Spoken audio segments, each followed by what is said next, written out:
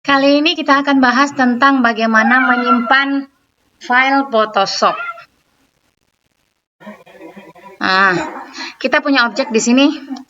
Seumpama kita mau menambahkan objek, ya. Oke, kita coba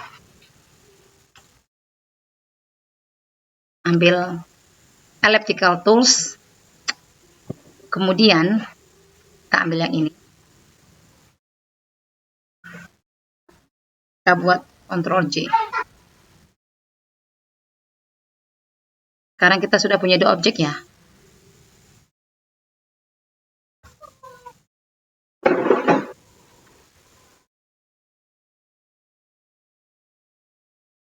Ini ya objeknya.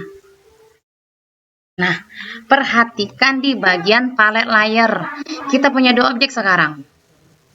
Ya. Kita akan simpan file ini. File save as.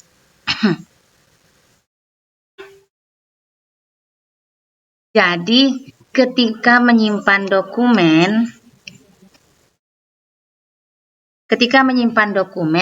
di sini yang perlu kita perhatikan adalah format.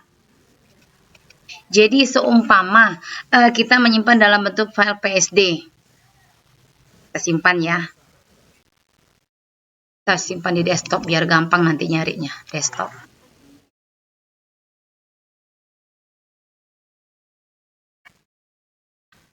Kita simpan dalam bentuk file PSD. Yang pertama nanti kita simpan lagi dalam bentuk file JPG. Kira-kira bedanya di mana? Ya, kita simpan dulu di sini SRK PSD tipe filenya, lalu kita save. Oke, selanjutnya kita simpan lagi file save as dalam bentuk JPG atau JPEG. Ini kita save. Oke. Lalu kita close.